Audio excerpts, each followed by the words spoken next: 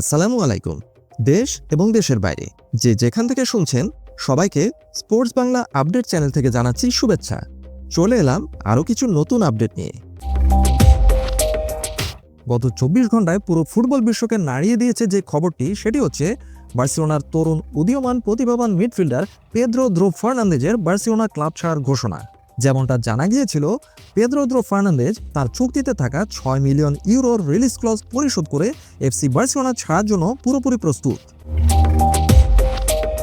এই কিশোর প্রতিভা, যিনি সম্প্রতি তার 18তম জন্মদিন পালন করেছেন, এবং যেমনটা আমরা দেখেছিলাম যে বিমানে রাফিনা ছোট্ট একটি কেক দিয়ে এই কিশোরকে সারপ্রাইজ দিয়েছিলেন এবং হ্যাপি বার্থডে উইশ করেছিলেন, সেই কিশোর কিভাবে মাত্র একদিনের মাথায় এই ঘোষণাটি দিতে পারে সেটা বার্সা ভক্তদের কাছে একটি বিস্ময়ের ব্যাপার।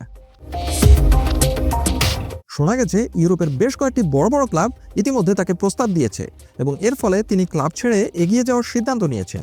সংবাদ মাধ্যম স্পোর্টের রিপোর্ট অনুযায়ী গতকাল সকালে যখন বার্সেলোনার ট্রেনিং গ্রাউন্ড সিউতাদ এসপোর্টিভাতে ফার্নান্দেজ যখন কোচ হ্যান্সি ফ্লিককে তার এই সিদ্ধান্তের কথা জানান, তখন নাকি এই জার্মান মাস্টারমাইন্ড কোচ অত্যন্ত তীব্র প্রতিক্রিয়া দেখিয়েছিলেন। তিনি অবাক হয়ে গিয়েছিলেন এবং তাকে খুবই বিমর্ষ দেখাচ্ছিল। জানা গেছে বার্সেলোনা কোচ হ্যান্সি ফ্লিক প্রচণ্ড হতাশ হয়েছেন এবং তিনি ক্রুদ্ধ হয়েছেন। সংবাদ মাধ্যমের রিপোর্ট অনুযায়ী হ্যান্সি ফ্লিক এই ঘটনাটিকে সহজভাবে গ্রহণ করতে পারেননি। ম্যানেজার বিশেষভাবে মনক্ষুণ্ণ হয়েছেন, কারণ তিনি এমন একজন খেলোয়াড়কে হারাতে চলেছেন যাকে তিনি ভবিষ্যতের জন্য অত্যন্ত গুরুত্বপূর্ণ মনে করতেন, বিশেষ করে যে খেলোয়াড়টি লা মাসিয়া একাডেমি থেকে উঠে এসেছেন এবং তার প্রতিভার স্বাক্ষর রেখেছেন এবং ইতিমধ্যেই কোচ হ্যান্সি ফ্লিকের অধীনে বেশ কয়েকটি ম্যাচে তিনি মাঠে নেমেছেন।